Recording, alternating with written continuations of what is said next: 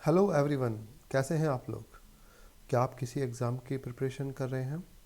क्या आप उस एग्ज़ाम में पास होना चाहते हैं? क्या आपके जॉब, आपके करियर में इंग्लिश एक बाधा है? क्या आपको इंग्लिश के शब्दों को याद करने में परेशानी होती है? तो आज से इस परेशानी को दूर करिए हमेशा के लिए। हम यहाँ पर आपके लिए लाए हैं एंटोनिम्स, और एक बहुत ही रोचक तरीके से एंटोनिम्स को हम पढ़ेंगे। तो शुरू करते हैं एंटोनिम्स। पहला हमारा एंटोनिम्स है यील्ड। देखिए, यील्ड का मतलब होता है हार मान लेना, समर्पण कर देना, घुटने टेक देना। जैसे महाभारत के युद्ध में कौरवों ने पांडवों के सामने यील्ड कर दिया, घुटने टेक दिए, समर्पण कर दिया था और हार मान ली थी। तो यील्ड का मतलब होता है समर्पण करना, हार मान लेना। और यील्ड का एंटोनिम होगा रेसिस्ट। रेसिस्ट का मतलब है प्रतिकार करना, प्रतिरोध करना, सामना करना। जैसे महाभारत के युद्ध में पांडवों ने कौरवों का रेसिस्ट किया। भगवान कृष्ण ने जब अर्जुन को गीता का संदेश दिया तो अर्जुन में एक साहस बढ़ गया और अर्जुन ने क्या किया? रेसिस्ट किया। तो जब भी कोई परेशानी हो तो उससे घबराए नहीं, बल्कि परेशानी का रेसिस्ट करें, दुविधा का रेसिस्ट करें। तो रेसिस्ट का मतलब होता है सामना करना, प्रतिकार करना। और रेसिस्ट के हम सिनोनिम्स देख सकते हैं, डिफाई, कंटेंट, विथस्टैंड। ये सभी रेसिस्ट के सिनोनिम्स हैं। तो यहाँ हमने देखा यील्ड का एंटोनिम होगा रेसिस्ट। नेक्स्ट है इंडस्ट्रियस। इंडस्ट्रियस का मतलब है परिश्रमी, मेहनती, हार्ड वर्कर। जैसे किसान, एक फार्मर जो होता है वो सुबह से शाम तक खेती करता है, परिश्रम करता है और हमारे लिए फसल उगाता है। तो किसान क्या है? इंडस्ट्रियस है। अगर आप भी अपने करियर में मेहनत करते हैं, परिश्रम करते हैं, तो आप क्या हैं? इंडस्ट्रियस हैं। अगर कोई भी व्यक्ति अपने बिजनेस में, अपने व्यापार में, अपने किसी भी कार्य में मेहनत करता है और मेहनत करके सफलता की ऊंचाइयों तक पहुंचता है, तो वह व्यक्ति क्या है? इंडस्ट्रियस है। इंडस्ट्रियस का एंटोनिम होगा स्लगिश। स्लगिश का मतलब क्या है? अगर कोई भी व्यक्ति आलसी है, सुस्त है, दिन भर खाता है और सोता है, तो उसे हम कहेंगे स्लगिश। स्लगिश का मतलब है सुस्त, आलसी, निकम्मा। और स्लगिश के सिनोनिम्स हो सकते हैं इनर्ट, लेजी, स्लो, डल। तो यह हम लोगों ने देखा इंडस्ट्रियस का एंटोनिम होगा स्लगिश। नेक्स्ट है नॉरिश। नॉरिश शब्द का मतलब है लालन पालन करना, पालन पोषण करना। जैसे एक पिता अपने परिवार के लिए नॉरिश करता है, लालन पालन करता है, लुक आफ्टर करता है, उनकी हर ज़रूरत का ध्यान रखता है, उनके लिए हर सुख सुविधाओं की वस्तुएं उठाता है, तो उसे हम कहेंगे नॉरिश। और नॉरिश का एंटोनिम होगा स्टार्व। स्टार्व का मतलब है भूखमरी, कमी हो जाना किसी भी चीज़ की। तो स्टार्व का मतलब है कमी होना, भूखमरी होना, उपलब्ध ना होना। जैसे अगर कोई भी कैलामिटी है, आपदा हो गई, परेशानी हो गई, तो वहाँ पर लोगों के लिए रिसोर्सेज कैसे हो जाएंगे? स्टार्व हो जाएंगे। तो स्टार्व का मतलब है पर कमी हो जाना, अनुपलब्ध होना। और स्टार्व का सिनोनिम्स हम यहाँ देख सकते हैं, जैसे हंगर, फैमिश, क्रेव। और इन सभी का मतलब है भुखमरी होना, कमी हो जाना। तो यहाँ हम लोगों ने देखा नॉरिश का एंटोनिम होगा स्टार्व। नेक्स्ट है प्रूडेंट। प्रूडेंट का मतलब है बुद्धिमान, विवेकपूर्ण, विचारशील, विवेकशील। जो बुद्धिमान है उसे हम कहेंगे प्रूडेंट। जैसे जेम्स बॉन्ड का कैरेक्टर तो आपको याद होगा। जब भी मूवीज़ में जैसे ही जेम्स बॉन्ड का कैरेक्टर आता है, तो जेम्स बॉन्ड एक ऐसा बुद्धिमान कैरेक्टर होता है जो कि दुश्मनों का पता लगाता है, देश के लिए काम करता है, एक बहुत ही बुद्धिमान जासूस है। तो अगर कोई भी बुद्धिमान होगा उसे हम क्या कहेंगे? प्रूडेंट कहते हैं। आप क्या हैं? प्रूडेंट हैं, बुद्धिमान हैं। एंड प्रूडेंट का एंटोनिम क्या होगा? फुलिश। फुलिश का अर्थ है मूर्ख। तो फुलिश कौन होता है? जैसे जॉनी लीवर एक ऐसा कैरेक्टर था, ऐसा कैरेक्टर है जिसने मूवीज़ में हमेशा फुलिश कैरेक्टर का रोल प्ले किए, लोगों को हंसाया। और फुलिश के हम यहाँ सिनोनिम्स देख सकते हैं, जैसे अनवाइज, स्टूपिड एंड लुडिक्रियस। तो ये सभी जो है फुलिश के सिनोनिम्स हैं। प्रूडेंट का एंटोनिम है यहाँ फुलिश। नेक्स्ट है मजेस्टिक। मजेस्टिक वर्ड का मतलब है तेजस्वी, प्रतिभाशाली, ओजस्वी। जैसे तपस्वी जो होते हैं, गौतम बुद्ध, महात्मा बुद्ध, हमें याद है महात्मा बुद्ध कैसे थे, मैजेस्टिक थे, पावरफुल थे, उनमें ओज था, तेज था। तो अगर किसी भी व्यक्ति में तेज है, प्रतिभा है, तो उसे हम कहेंगे मैजेस्टिक। प्रतिभाशाली का मतलब है मैजेस्टिक। और मैजेस्टिक का एंटोनिम होगा हम्बल। हम्बल का मतलब है क्रूर, निर्दयी। जैसे प्रहलाद के पिता हिरण्यकश्यप हम्बल थे, उन्हें कष्ट देते थे, नीच जाति के थे। तो हम्बल के और भी सिनोनिम्स हम देख सकते हैं, जैसे पैथेटिक, लोली, अनइम्प्रेसिव, अनइम्पोजिंग। ये इन सभी शब्दों का मतलब है यहाँ पर हम्बल। तो मैजेस्टिक का एंटोनिम हमने देखा हम्बल। नेक्स्ट है एडवर्सिटी। देखिए एडवर्सिटी का अर्थ है बदहाली, परेशानी, विकट परिस्थिति। और एडवर्सिटी का एंटोनिम है प्रॉस्पेरिटी। प्रॉस्पेरिटी का मतलब है खुशहाली। जैसे ओलंपिक में, किसी भी स्पोर्ट्स में कोई मेडल लेके आता है, तो ये क्या है, प्रॉस्पेरिटी है। एग्ज़ाम में हम सफल हो जाते हैं, व्यापार में सफल हो जाते हैं, कैरियर में सफलता, प्रॉस्पेरिटी है। देश के लिए उत्पादन अच्छा है, प्रॉस्पेरिटी है। हमारा काम अच्छा हो रहा है, प्रॉस्पेरिटी है। घर में सभी ठीक है, प्रॉस्पेरिटी है। और प्रॉस्पेरिटी का एंटोनिम हो जाएगा एडवर्सिटी, और एडवर्सिटी का एंटोनिम होगा प्रॉस्पेरिटी। प्रॉस्पेरिटी के हम सिनोनिम्स भी देख सकते हैं, जैसे एफ्लुएंस, फॉर्चून, वेलबींग। और इन सभी शब्दों का मतलब है प्रॉस्पेरिटी। ये बहुत ही इम्पॉर्टेंट एंटोनिम है, आरजीएस एंड आरईएस के एग्जाम्स में कई बार पूछा जाता है। नेक्स्ट है फोकस। फोकस का मतलब होता है ध्यान करना। मेडिटेशन जब हम करते हैं, तो मेडिटेशन में हमें फोकस करना पड़ता है। जब जितना फोकस हम करेंगे, उतना ही अच्छा कंसंट्रेशन होगा। और जब कंसंट्रेशन होगा, तो कैरियर में, बिजनेस में और किसी भी क्षेत्र में हम सफलता अर्जित कर सकते हैं। तो अगर आपको अपने कैरियर में, अपने जॉब में, अपने किसी भी बिजनेस में, अगर किसी भी एग्ज़ाम में सफल होना है, तो आज से ही फोकस करना शुरू कर दें, कंसंट्रेशन शुरू कर दें। जितना ज़्यादा फोकस होगा, उतनी ही ज़्यादा हम सफलता अर्जित करेंगे। फोकस का एंटोनिम है डिस्पर्स। डिस्पर्स का मतलब है तितर बितर कर देना, अलग अलग कर देना। जैसे अगर कहीं पर भी क्राउड हो जाती है, मोब यानी कि उग्र भीड़ हो गई, तो उस उग्र भीड़ को, मोब को कंट्रोल करने के लिए पुलिस को क्या करना पड़ता है, डिस्पर्स करना पड़ता है। भीड़ को तितर बितर करना पड़ता है, अलग अलग करना पड़ता है, बिखेरना होता है। तो फोकस का एंटोनिम होगा डिस्पर्स। और डिस्पर्स के यहाँ सिनोनिम्स देख सकते हैं, स्कैटर, स्प्रेड एंड डिसिपेट। तो इन सभी शब्दों का अर्थ है यहाँ पर डिस्पर्स। नेक्स्ट एक और बहुत ही इम्पॉर्टेंट एंटोनिम हमारे सामने है कॉर्डियल। कॉर्डियल का मतलब है मैत्रीपूर्ण, सौहार्दपूर्ण, मिलनसार। कॉर्डियल शब्द जैसे कोई भी फेस्टिवल होता है, कोई भी ईव है, तो घर के सभी लोग, रिलेटिव्स, आस पड़ोसी मिलकर रहते हैं, सेलिब्रेट करते हैं, तो उसे हम कहेंगे कॉर्डियल। एंड कॉर्डियल का एंटोनिम होगा हॉस्टाइल। हॉस्टाइल का मतलब है द्वेषपूर्ण, दुश्मनी रखने वाला व्यक्ति, उसे हम कहेंगे हॉस्टाइल। जैसे फिल्मों में अमरीश पुरी का एक ऐसा कैरेक्टर था जो कि हॉस्टाइल था, दुश्मनी रखता था, बैरभाव रखता था।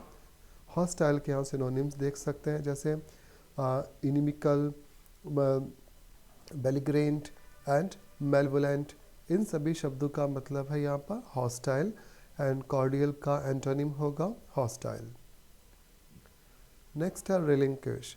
देखिए रिलिंक्विश शब्द का मतलब होता है रिलिंक्विश शब्द का मतलब होता है कि त्याग कर देना या सेक्रीफाइस कर देना।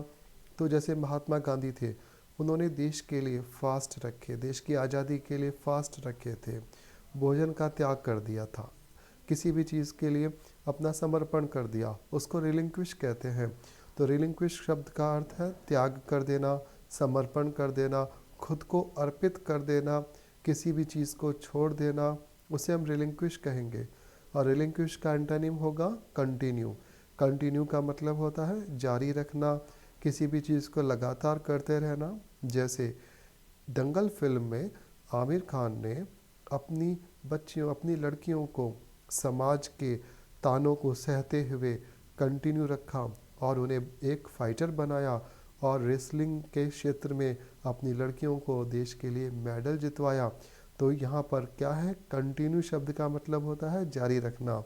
तो अगर आपको भी कोई कुछ भी कहे और आपके रास्ते में कितनी भी परेशानियाँ आए, बाधा तकलीफ़ें आए, तो भी आप अपनी स्टडीज़, अपने काम, अपने जॉब को कंटिन्यू रखें, तभी आप सफल हो सकते हैं। कंटिन्यू वर्ड का सिनोनिम होगा keep on, retain and carry on, और इन सभी वर्ड्स का मतलब है कंटिन्यू। नेक्स्ट है ओवर्ट। ओवर्ट का मतलब है खुला हुआ, ओपन, उजागर। जो चीज़ सबके सामने है वो ओवर्ट है। जैसे अगर प्लेग्राउंड में, गार्डन में हम एक्सरसाइज करते हैं, वर्कआउट करते हैं, तो ये क्या है, ओवर्ट है। कोई भी व्यक्ति अच्छा काम करेगा तो ओवर्ट होगा। हम मेडिटेशन करते हैं, योगा करते हैं, एक्सरसाइज करते हैं, स्पोर्ट्स खेलते हैं, तो ये सब चीज़ें क्या है, ओवर्ट है। ओवर्ट का एंटोनिम होगा हिडन। हिडन का मतलब है छुपा हुआ। जैसे अगर कोई थीफ किसी भी घर में एंटर होता है तो वो कैसे एंटर होगा, हिडन, छुपा हुआ, रहस्यमय तरीके से आएगा, दूसरों के सामने नहीं आएगा। और हिडन के सिनोनिम्स हम देख सकते हैं, जैसे क्लैंडस्टाइन, स्क्रेट, कवर्ट, और इन सभी शब्दों का मतलब है हिडन यानी कि छिपा हुआ। ओवर्ट का एंटोनिम है यहाँ पर हिडन। नेक्स्ट है स्टेशनरी। ये भी बहुत इम्पॉर्टेंट एंटोनिम्स हैं, एग्जाम्स में कई बार पूछा गया है। स्टेशनरी का मतलब होता है स्थिर। जो भी वस्तु, जो भी चीज़, जो भी थिंग कांस्टेंट है, एक जगह पे खड़ी हुई है, जो गतिशील नहीं है, एक जगह से दूसरी जगह पे नहीं जा सकती, उसे हम कहेंगे स्टेशनरी। और स्टेशनरी का एंटोनिम होगा मूविंग। मूविंग वर्ड का मतलब है गतिशील होना।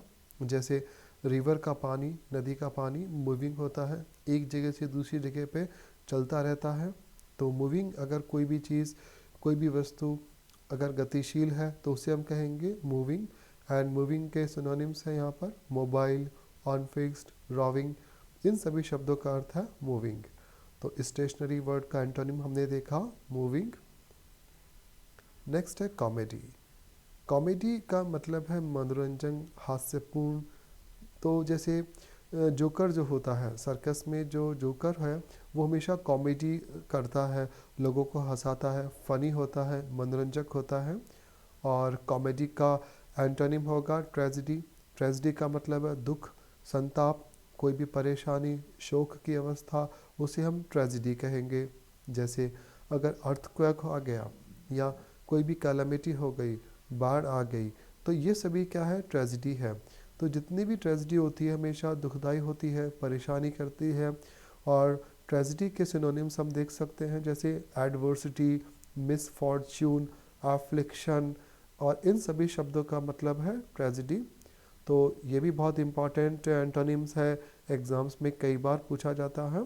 तो कॉमेडी का एंटोनिम्स हम देखेंगे ट्रेजिडी। नेक्स्ट है डोलफुल। डोलफुल का मतलब है निराशापूर्ण, उदास, दुखी, सुस्त। तो डोलफुल वर्ड का मतलब होता है यहाँ पर निराशापूर्ण होना। तो और डोलफुल का एंटोनिम है चीयरफुल। चीयरफुल का मतलब है प्रसन्न, खुशी मनाना। खुश व्यक्ति जो है वो क्या है, चीयरफुल है। जैसे हम देख सकते हैं अगर डांस का माहौल है तो सभी कैसे होंगे, चीयरफुल होंगे, प्रसन्न होंगे, खुश होंगे। एंड चीयरफुल के सिनोनिम्स हम देख सकते हैं जॉयफुल, ग्लीफुल एंड ग्लैड। इन सभी शब्दों का मतलब होता है चीयरफुल। तो यहाँ हमने देखा डोलफुल का एंटोनिम है चीयरफुल। नेक्स्ट है कॉमरेड। कॉमरेड का मतलब है, कॉमरेड का अर्थ होता है सहचर, सखा, मित्र, साथी। जैसे आप लोगों को कृष्ण और सुदामा की कहानी तो याद होगी। कृष्ण और सुदामा दोनों ही कॉमरेड थे, दोनों ही सहचर थे। और जब सुदामा की स्थिति बहुत ही नाजुक, क्रिटिकल थी, उनके पास में खाने के लिए भी भोजन नहीं था, तो सुदामा को अपने कॉमरेड भगवान कृष्ण की याद आई और वो अपने कृष्ण भगवान से मिलने, अपने कॉमरेड से मिलने चल पड़े।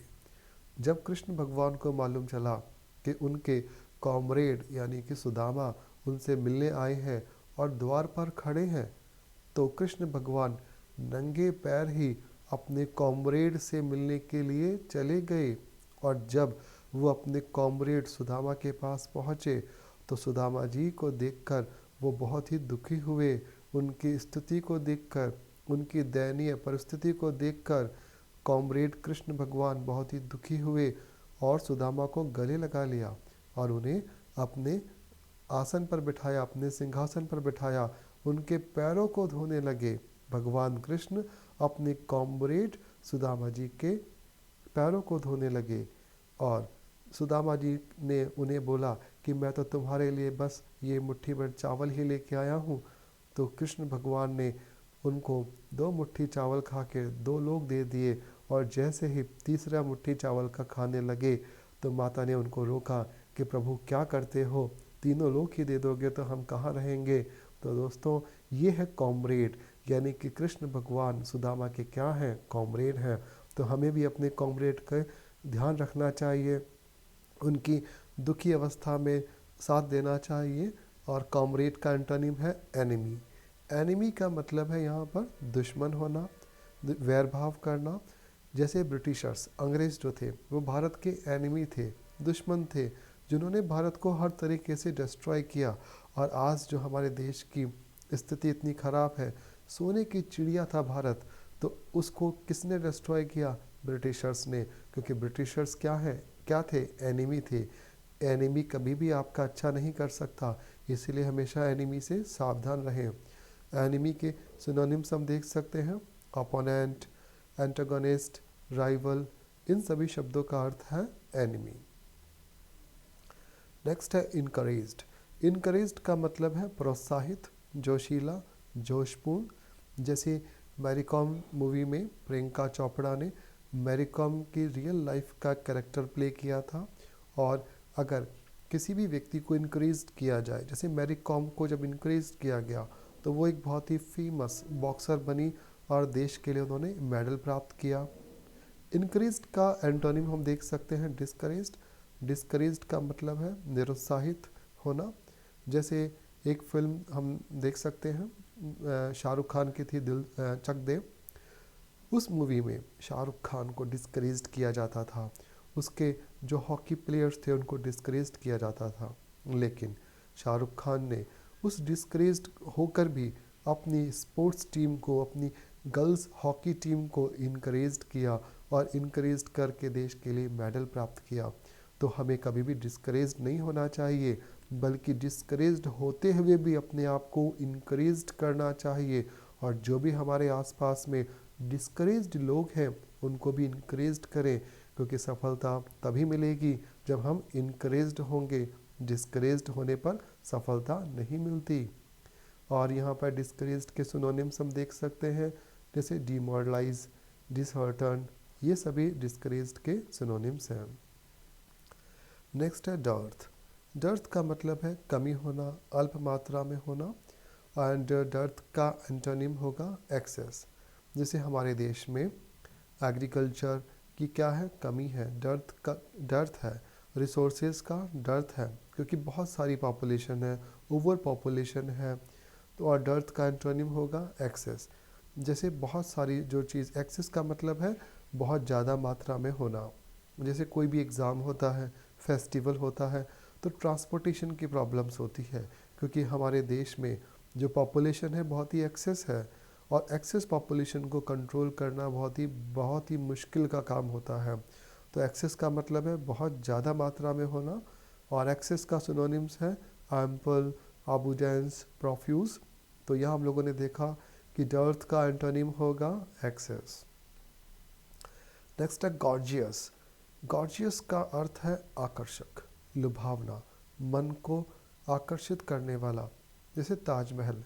ताजमहल हमारे देश में एक गॉर्जियस बिल्डिंग है, हेरिटेज है। इसे देखने के लिए दूर दूर से लोग आते हैं। तो ताजमहल कैसा है? गॉर्जियस है। आप कैसे हैं? गॉर्जियस है। गॉर्जियस का एंटोनिम होगा शैबी। शैबी का अर्थ है फटेहाल होना, बिखरे बेकार अवस्था में होना या जर्जर अवस्था में होना। जैसे भुखमरी के कारण लोग बैगर्स बन जाते हैं। बैगर्स होते हैं, कैसे होते हैं? शाबी होते हैं। शाबी का अर्थ है यहाँ पर कि फटे हाल में होना। और शाबी के सिनोनिम्स हम देख सकते हैं, रैग्ड, वॉर्न आउट, स्क्लैडिड। तो इन सभी शब्दों का अर्थ होगा शैबी। तो यहाँ हम लोगों ने देखा गॉर्जियस का एंटोनिम है शैबी। नेक्स्ट है स्टेराइल। स्टेराइल का अर्थ है यहाँ बंजर होना, अनउपजाऊ होना। जैसे हमारे देश में इरिगेशन यानी कि सिंचाई की सुविधाएं बहुत ही कम है, तो यहाँ पर अक्सर जो भूमि है वो कृषि योग्य नहीं है। जो बंजर भूमि है उसे हम बोलेंगे स्टेराइल। और स्टेराइल का एंटोनिम होगा फर्टाइल। फर्टाइल का अर्थ है उपजाऊ, जहाँ पर हम खेती कर सकते हैं, फसल उगा सकते हैं, उसे हम कहेंगे फर्टाइल। फर्टाइल के सिनोनिम्स होंगे यहाँ पर फिकंट, फ्रूटफुल, प्रोडक्टिव, और इन सभी वर्ड्स का अर्थ होगा फर्टाइल। नेक्स्ट है प्रोमिनेंट। ये बहुत ही इंपॉर्टेंट एंटोनिम्स है और आरजेएस एग्ज़ाम्स में, आरएएस एग्ज़ाम्स में बहुत बार पूछा गया है। प्रोमिनेंट का अर्थ होता है मुख्य, प्रमुख। जैसे चेतन भगत हमारे भारत देश के एक ऐसे राइटर हैं जो कि प्रोमिनेंट राइटर हैं।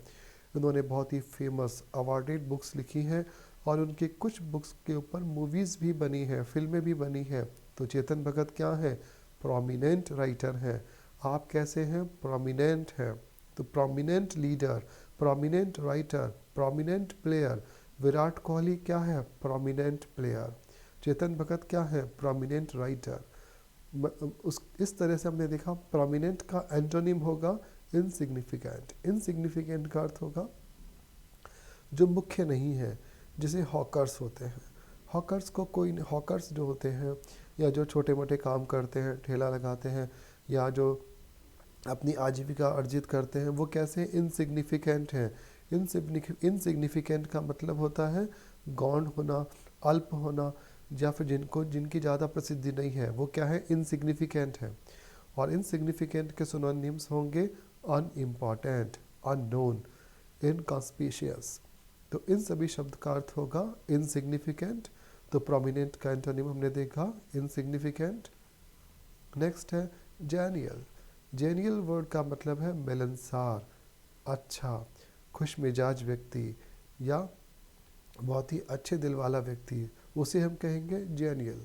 तो जीनियल में जैसे नरेंद्र मोदी हमारे भारत के एक ऐसे प्रधानमंत्री हैं जो कि मिलनसार हैं, खुश मिजाज हैं, तो वो कैसे हैं? जेनियल हैं। तो जीनियल का एंटोनिम होगा अनकाइंड। जैसे हिटलर क्या था? हिटलर अनकाइंड था, उसमें दया भाव नहीं था, वो क्रूर था। जो क्रूर होगा, जो दयालु नहीं होता, उसे हम अनकाइंड कहेंगे।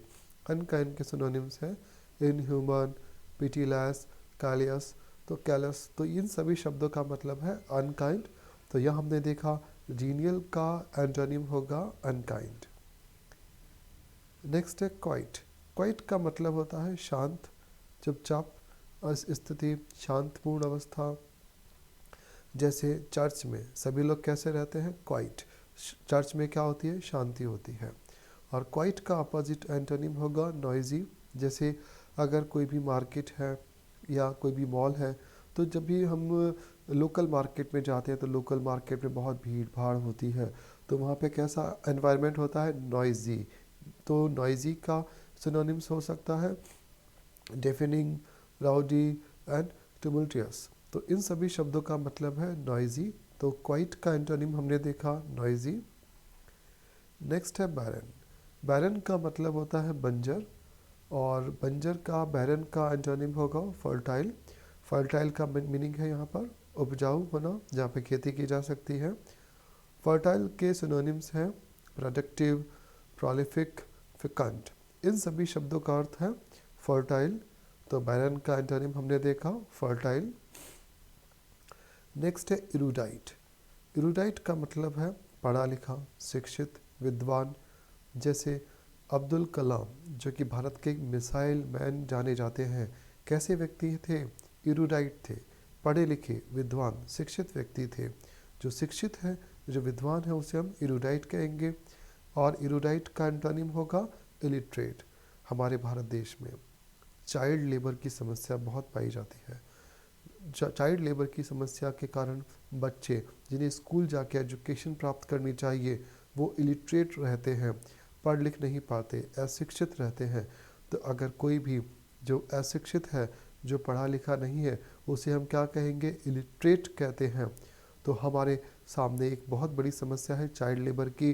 तो हमें भी चाइल्ड लेबर को रोकना चाहिए। आसपास अगर कोई भी बच्चा जो कि चाइल्ड लेबर करता हुआ हमें मिलता है तो उसकी कंप्लेन हमें पुलिस में करनी चाहिए, और उन बच्चों को जिन्हें एजुकेशन की रिक्वायरमेंट है उन्हें हमें शिक्षित करना चाहिए। इलिटरेट का सिनोनिम्स होगा अनलेटर्ड, नॉन रीडर, अनएजुकेटेड। तो यहाँ हमने देखा रिडाइट का एंटोनिम होगा इलिटरेट। नेक्स्ट है एक्सप्लिसिट।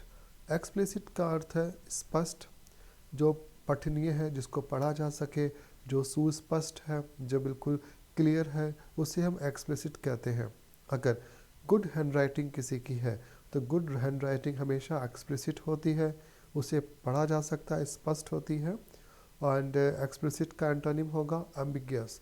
एम्बिगियस का मतलब है अगर किसी का लेखन, किसी की हैंडराइटिंग बहुत ही बेकार है, जिसे पढ़ा नहीं जा सकता, तो उसे हम कहेंगे एम्बिगियस कहेंगे। और एम्बिगियस का सिनोनिम्स होगा अनसेड, टैसिट, इम्प्लिसिट। तो ये हमने देखा एक्सप्लिसिट का एंटोनिम होगा एम्बिगियस।